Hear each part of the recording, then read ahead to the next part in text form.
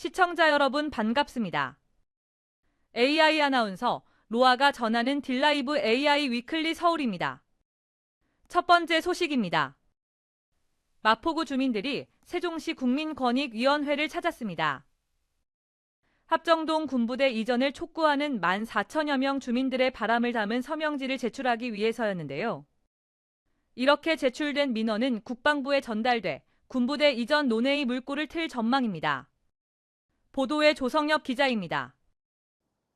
세종시 국민권익위원회 앞 30여 명의 마포구 주민과 마포구청 공무원들이 섰습니다. 각자 손에 든 팻말과 플래카드는 합정동 군부대 이전을 촉구하고 있습니다. 합정동 주민들에게 군부대는 지역 개발을 막는 대표적 이유입니다. 한강과 인접하고 교통이 편리해 지리적 이점이 많은 곳이지만 제대로 활용할 수 없었던 것. 1970년대 초반 군부대가 들어선 후 50여 년간 고도 제한으로 인해 7층 이상의 건물을 지을 수 없는 상황입니다. 또 고도 제한 범위는 수킬로미터 이내 지역까지 미쳐 합정동 외의 지역 주민들도 불편을 겪고 있습니다. 지역에 집을 이렇게 고층으로도 좀 지을 수가 없고 그런 한계가 되어 있기 때문에 많은 우리 주민들이 피해를 보고 있습니다. 물질의 피해도 보고 있고 여러 모양으로 좀 불편함을 많이 느끼고 있어요. 그래서 오랫동안 호소를 해왔습니다. 주민들은 뜻을 모았습니다. 마포구 14,200여 명의 주민들이 군부대 이전을 촉구하는 서명에 동참했고 특히 합정동 인구의 25% 이상인 4,100여 명이 참여해 의미를 더했습니다. 서명지는 국민권익위원회에 제출됐습니다. 이렇게 제출된 민원은 국방부에 전달돼 군부대 이전에 대한 논의가 가시화될 전망입니다. 존재 가치가 필요 없는 그런 시설이 되었다. 그래서 우리는 강력하게 이번에 이 시설이 외부로 나가야 된다 이런 생각을 갖고 있습니다. 국방부하고 충분히 협의 절차를 거쳐서 이 문제를 해결해 주시지 않을까 이렇게 생각을 하고 있습니다. 한편 합정동 군부대 이전 노력은 2009년 지역주민협의체를 구성하고 국방부와 논의를 거쳤지만 합의를 이루지 못해 2018년 이후 사실상 포기 상태였습니다. 마포구의 이번 노력이 결실을 맺을 수 있을지 주목됩니다. 딜라이브 뉴스 조성엽입니다. 성북구 지역 정가와 주민단체가 서울시의회를 찾아 강북횡단선 정상화에 힘을 보태줄 것을 요청했습니다. 26만 명의 성북구민이 서명한 강북횡단선 재추진 촉구 서명지를 시의회에 전달했는데요. 자세한 소식을 박선화 기자가 보도합니다. 이승로 성북구청장과 강동길 한신, 김원중 김태수 서울시 의원, 지역 주민 등 각계각층 인사가 서울시 의회를 방문했습니다. 목적은 강북횡단선 원안 추진에 서울시 의회가 동참해줄 것을 요청하기 위해서입니다. 강동길 서울시 의회 도시안전건설위원장은 강북횡단선은 강남북 균형 발전을 위해 꼭 필요한 사업이라고 밝혔습니다. 올해 예정된 서울시 제2차 도시철도망 변경계획 수립에 반영토록 서울시 의회도 힘을 보태달라고 요청했습니다. 거기 반드시 먼저 반영이 돼야 되거든요. 그 반영된 게 우선이에요, 사실. 그래서 그러기 위해서는 서울유원군의 영업 결과가 좀 높여서 나와줘야 도시철도망 변경 계획에 우리를 넣는 게 가장 선결 과제여서. 이승로 구청장은 26만 명이 서명한 강북횡단선 재추진 촉구 서명지를 최호정 의장에게 전달했습니다. 강북횡단선 정상화에 대한 성북구민의 간절함이라고 밝혔습니다.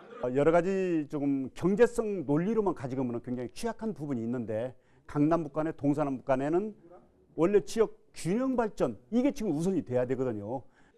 최호정 의장도 공감의 뜻을 전했습니다.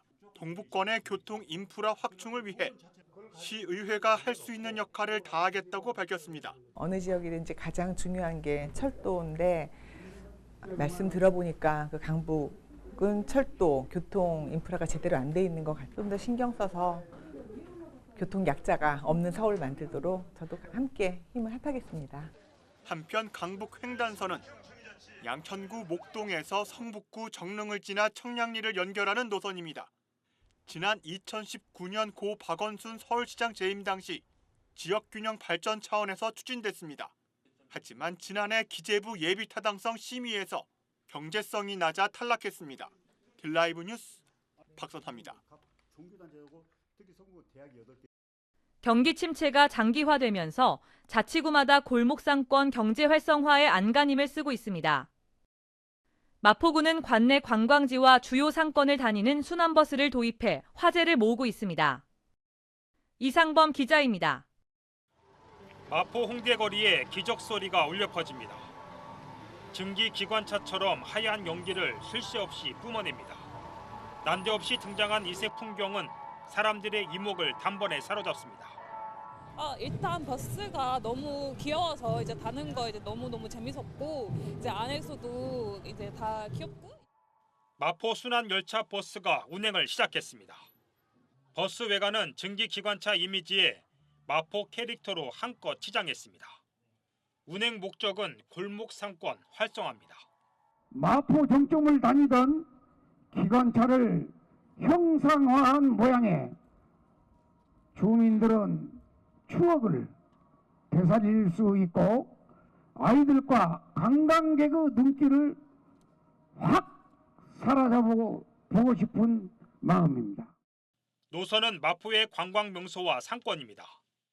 레드로드를 시작으로 망원시장, 하늘길 등 17개 지점을 하루 종일 누빕니다.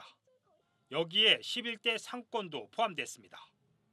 요금은 성인 기준 5,500원인데 당일에 한해 무제한 탈 수 있습니다. 버스가 지나가는 곳마다 핫플레이스가 돼서 골목상권이 살아나고 사람들의 웃음꽃이 번져나갈 수 있도록 정성을 다해서 잘 운영해 나가겠습니다. 상인들은 일제히 반겼습니다. 열차 버스가 침체된 골목 상권을 살릴 불쏘시개가 될 거라며 기대감을 감추지 못합니다. 가장 큰 거는 일단 상권 활성화를 기대할 수 있는데 일단 이 명물이 돼서 시그니처가 된다 그러면 이거를 타기 위해서 오는 사람들도 많이 있을 것 같고. 구는 또 시승식에 앞서 관내 호텔 등과 함께 경제 활성화를 위한 업무 협약을 체결했습니다. 한편 열차 버스는 마포구 시설관리공단 주관으로 4월 15 운행을 거친 뒤 5월 정식 운행할 예정입니다. 딜라이브 뉴스 이상보입니다. 강남구 육아종합지원센터 수서점이 문을 열었습니다. 강남에서만 6번째 육아 인프라인데 수서와 개포, 세곡동의 육아 수요를 충족할 것으로 전망되고 있습니다. 박용 기자입니다. 강남구 자곡동에 문을 연 육아종합지원센터 수서점입니다. 아파트 단지 1층 편의시설에 조성된 이곳은 강남의 6번째 육아종합지원센터. 개포동과 수서, 세곡 지역에 부족했던 육아 인프라를 위한 곳입니다.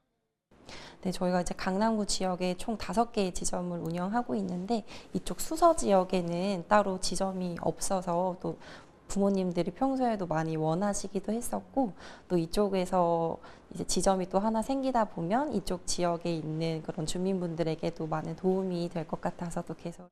총 253제곱미터 규모의 센터는 아이와 함께 이용하는 놀이실과 시간 단위로 아이를 돌봐주는 시간제 보육실로 구성됐습니다. 여기에 가정 양육을 체계적으로 지원하기 위한 부모의 양육 상담실, 그리고 센터의 장난감 대여도 가능해 이 지역 육아 지원에 도움을 줄 수 있다는 게 강남구의 설명입니다. 한편 강남구 육아종합지원센터 수서점은 대치점, 도곡점과 마찬가지로 화요일부터 토요일까지 문을 열고 다른 지점은 월요일도 문을 엽니다. 딜라이브 뉴스 박용입니다. 지난해 서울의 출생아 수가 12년 만에 반등했습니다. 25개 자치구 중 20곳에서 출생아 수가 증가했습니다. 이재용 기자입니다. 지난해 서울의 출생아 수는 총 42,588명입니다. 전년도 대비 4.8%가 증가했습니다. 서울 25개 자치구 가운데 출생아 수가 가장 많이 증가한 곳은 강남구였습니다. 지난해 강남구 출생아 수는 전년도 대비 14.4%가 증가했습니다. 중구와 성동구도 두 자릿수의 증가율을 보였습니다. 종로와 마포, 서대문과 강동 등 17개 자치구에서도 출생아 수가 늘었습니다. 다만 나머지 5개 자치구에선 출생아 수가 감소한 것으로 나타났습니다. 출생아 수가 가장 많이 감소한 자치구는 강북구였습니다. 지난해 강북구의 출생아 수는 전년도 대비 10%가 감소했습니다. 또 금천구는 9.2%가 줄었고 중랑과 노원, 성북구도 소폭 감소한 것으로 나타났습니다. 한편 서울의 출생아 수는 지난 2013년부터 꾸준히 감소해오다가 12년 만에 반등했습니다. 딜라이브 뉴스 이재용입니다. 지난해 강남, 서초의 아파트는 평균 25억 원에 거래된 것으로 나타났습니다. 반면 서울에서 실거래가가 가장 낮은 곳은 도봉구로 나타났는데 강남 서초와 약 5배 차이를 보였습니다. 박용 기자입니다. 지난해 서울에서 아파트 평균 실거래가가 가장 높은 곳은 서초구로 25억 원을 넘었습니다. 서초구 다음이 강남구였는데 24억 8,300만 원으로 서초와 강남 두 개 자치구만 따지면 평균 25억 원입니다. 더불어민주당 이현희 의원이 한국부동산원에서 제출받은 자료에 따르면 지난해 서울 아파트 평균 실거래가가 가장 높은 순위는 서초와 강남이었고 이어서 용산구로 22억 5,700만 원이었습니다. 4위에서 6위는 송파구와 성동구, 마포구로 나타나 강남권과 마용성이 서울의 고가 아파트로 조사됐습니다. 반면 서울에서 평균 실거래가가 가장 낮은 곳은 도봉구였습니다. 5억 5,400만 원으로 조사된 도봉구는 가장 높은 서초구와 4.6배 차이를 보였습니다. 이어서 강북구, 노원구, 금천구, 중랑구, 구로구 순으로 실거래가가 낮았고 25개 자치구 가운데 12곳의 평균 실거래가가 10억 원 이하였습니다. 한편 지난해 서울 아파트 평균 실거래가는 11억 2,300만 원으로 나타났습니다. 딜라이브 뉴스 박용입니다. 올해 첫 검정고시 원서 접수가 오는 17일부터 시작됩니다. 현장 접수와 온라인 접수 모두 가능한데요. 시교육청은 접수처 혼잡도를 줄이기 위해 가급적이면 온라인 접수를 해달라고 당부했습니다.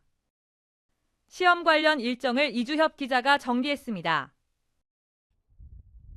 올해 첫 검정고시 원서 접수가 이달 17일부터 시작됩니다. 현장과 온라인 모두 신청 가능한데 현장 접수는 17일부터 21일까지 동작구에 있는 서울공업고등학교에서 진행됩니다. 온라인 접수는 17일부터 20일까지 진행되고 나이스 검정고시 대국민 서비스 웹사이트를 통해 신청할 수 있습니다. 외국 학력 인정자는 현장 접수만 가능하지만 출입국 제한 조치 등으로 현장 접수가 어려울 경우 온라인 접수가 가능합니다. 이 경우엔 원본 서류를 서울시교육청 평생교육과에 등기로 보내야 하며 21일 발송분까지만 인정됩니다. 교육청은 장애인 지원자를 돕기 위해 현장 접수장 안에 장애인 지원자 접수처를 따로 설치해 운영합니다. 이곳에선 지원자와 1대1 개별 상담을 진행하는 한편 집에서 가까운 시험장 등 각종 시험 관련 사항을 안내받을 수 있습니다. 검정고시 시험은 오는 4월 5일에 예정돼 있고 5월 8일에 시험 결과가 발표됩니다.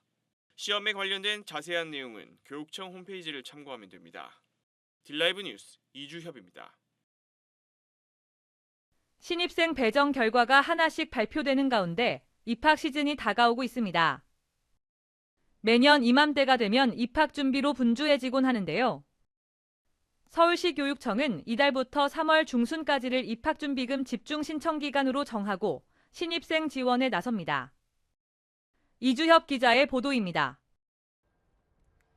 3월 입학 시즌을 앞두고 신입생 배정 발표가 시작된 가운데 서울시 교육청이 입학준비금 지원에 나섭니다.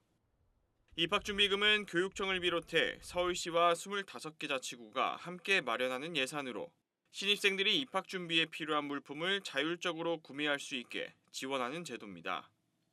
서울 소재 국공사립, 초중고 신입생 모두 지원 대상이며 기술학교나 각종 특수학교도 포함됩니다. 초등학교 신입생에겐 1인당 20만 원, 중고등학교 신입생에겐 30만 원이 제로페이 모바일 포인트로 지원되며 약 18만 9천여 명이 혜택을 받을 것으로 보입니다. 우선 중고등학교에 들어가는 신입생은 이달 3일부터 10일까지 교육청 홈페이지를 통해 신청할 수 있습니다. 초등학교 입학생은 이달 24일부터 28일까지 5일간 제로페이 포인트 홈페이지를 통해 접수하면 됩니다. 이번 기간에 준비금을 신청한 학생은 학교별 확인을 거쳐 중고등학교는 2, 3월 중에, 초등학교는 3월 중에 포인트를 지급받을 수 있습니다. 이번 신청 기간에 신청하지 못한 학생은 다음 달 10일부터 열리는 2차 집중 신청 기간을 통해 접수하면 됩니다. 딜라이브 뉴스 이주협입니다. 중랑구 면목본동 63의 1, 일대에 총 1656세대 모아주택이 들어섭니다. 서울시는 지난 23일 제2차 소규모 주택정비 통합심의 소위원회를 열어 면목본동 63의 1일대 모아타운 관리계획안을 통과시켰다고 밝혔습니다. 관리계획안에는 기존 제2종 일반 주거지에서 제3종 주거지로 상향 조정하는 내용을 포함했습니다. 지역 주민의 접근성을 높이기 위해 도로를 확대하고 주민 공동시설도 조성됩니다.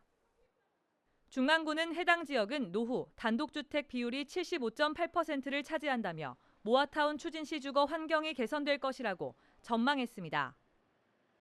송파구가 올해 교육경비 보조금을 전년과 같은 180억 원으로 동결했습니다.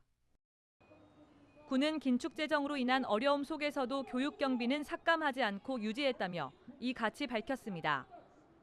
보조금은 학교별 특성화 사업과 환경 개선에 45억, 친환경 급식 123억, 고등학교 무상교육에 3억 원을 편성했습니다. 한편 송파구는 유치원과 초, 중, 고교 등 총 139개 교회 교육경비 보조금을 지원할 예정입니다. 중랑구가 전동보장구 사용자 배상책임보험 가입을 지원합니다. 대상은 중랑구에 주소를 둔 전동보장구 사용자로 별도 절차 없이 자동 가입됩니다.